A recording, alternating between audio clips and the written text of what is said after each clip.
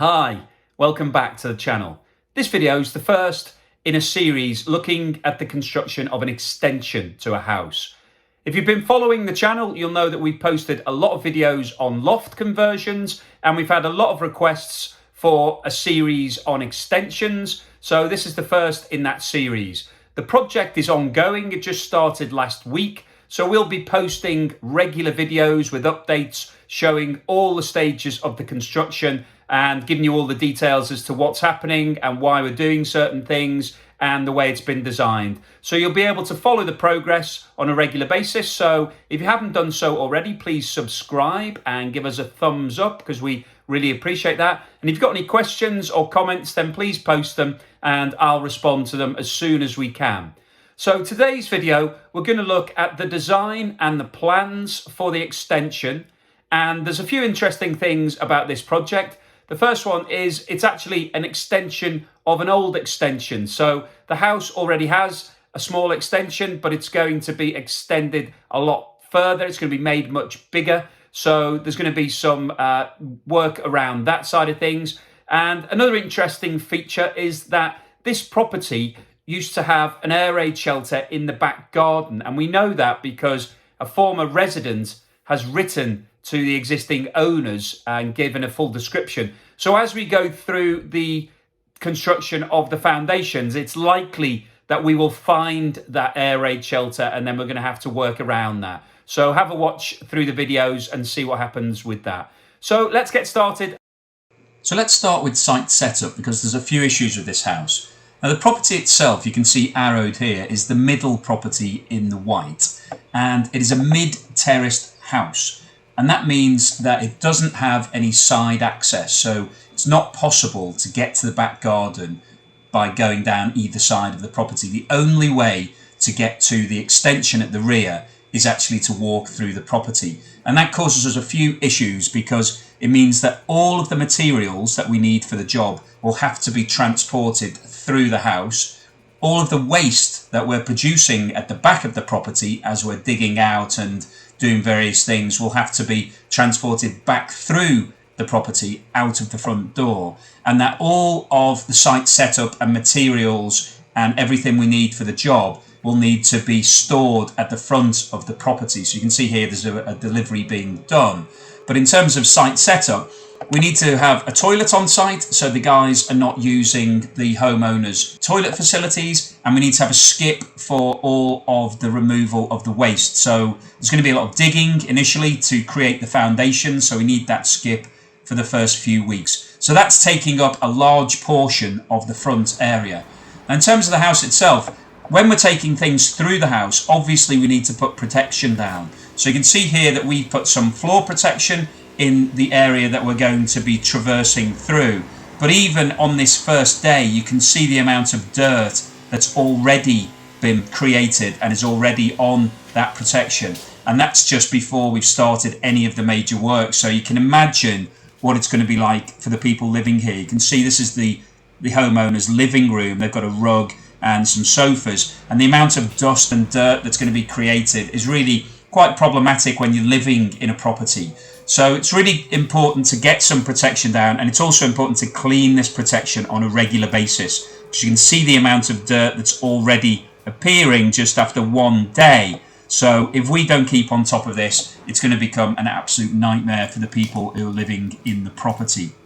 You can see this is their kitchen, their washing machine, all of their facilities are still in use. So we're going to have to be very careful on a daily basis that everything gets tidied up and we don't create an absolute nightmare for the people who are living here. So really important to get your site set up first and get everything laid out.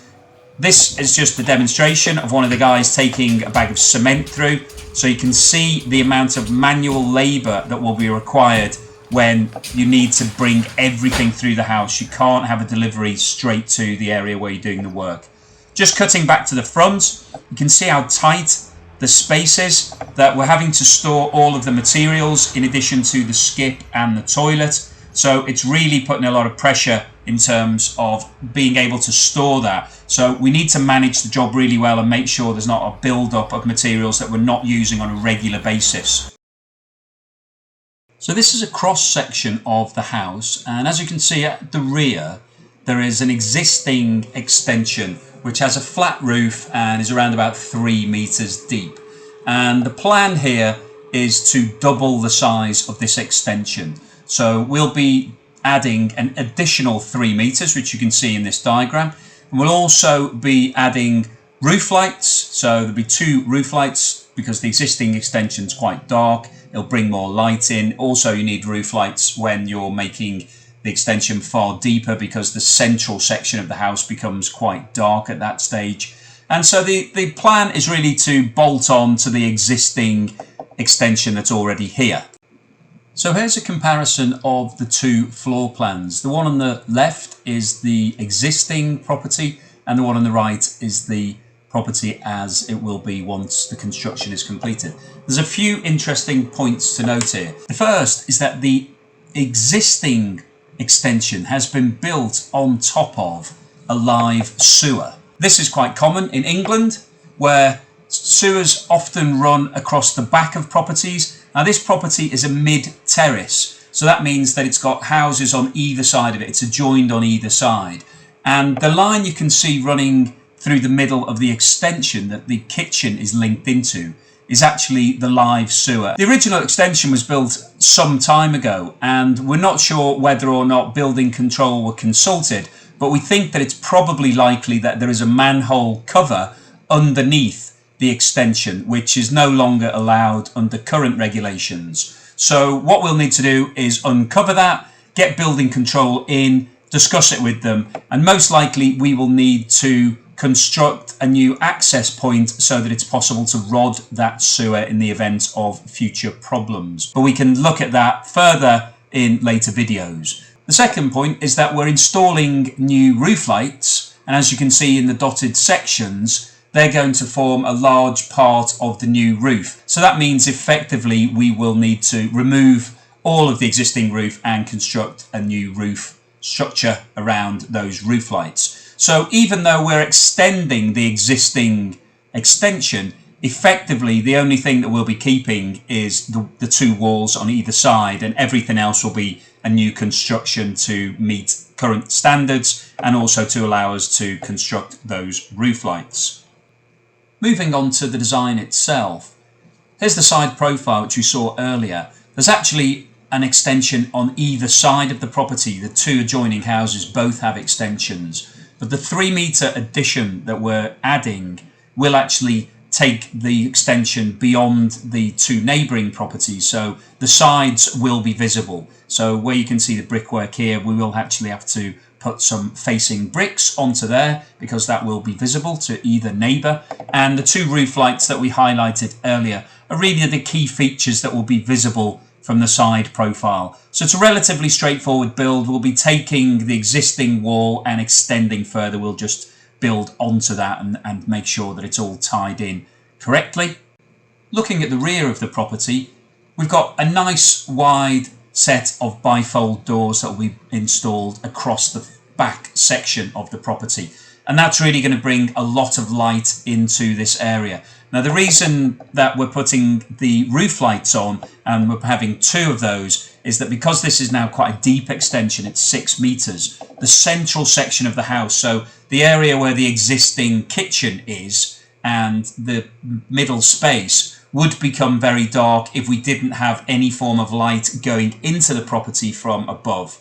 Moving on to the floor plan, the design is really focused on creating a large kitchen, living, dining space, which is what everybody is looking for these days. This is what every single family wants. It's a lovely space to be able to spend time looking out onto the garden. With the bifold doors, it's going to give really easy access to the garden. It's going to be light and bright and modern and have underfloor heating. So it's really going to uplift the whole feel of the whole property, and this will be where the family spends all of its time once it's created. So this is exactly what the market's looking for, what people want, and creates a really fantastic living space in this property.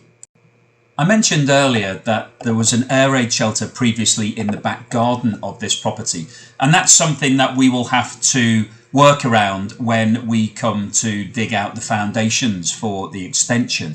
But I've included a rather lovely letter here that the residents received from somebody who used to live in the property from 1937 onwards.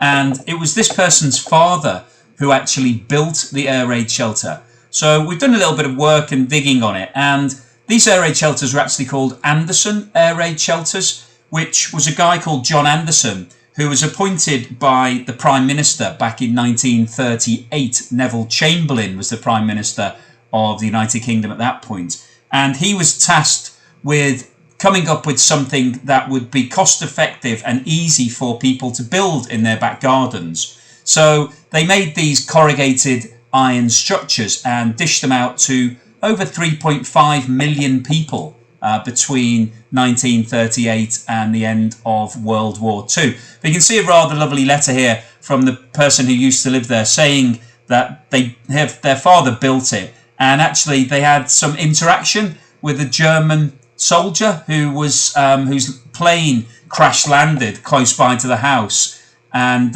they went and had a chat with the guy before he was taken away by the authorities. But anyway, just looking at Anderson air raid shelters, here's a visual of what they looked like. So the corrugated iron you can see at the front, and most residents reinforced that with concrete. So the corrugated iron was put into the ground, it was half buried and then covered in soil, and then a lot of residents would put concrete against the front section and also inside to create a nice structure for the family to shelter in during times when the bombers were coming overhead.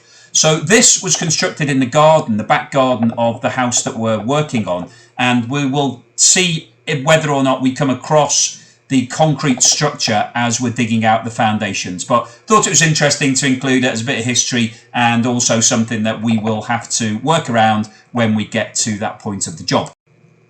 I'll leave you here with a visual of what the air raid shelter was like inside. Pretty grim, pretty cold, pretty depressing, and pretty noisy, I think, when bombers were coming overhead and dropping bombs from the Luftwaffe. Anyway, hopefully you've enjoyed today's video. If you have, please give us a thumbs up and subscribe. As I said, this is the first video of a series, so we'll be posting all the construction of this extension. So please keep watching, and we will see you on the next video. Thank you.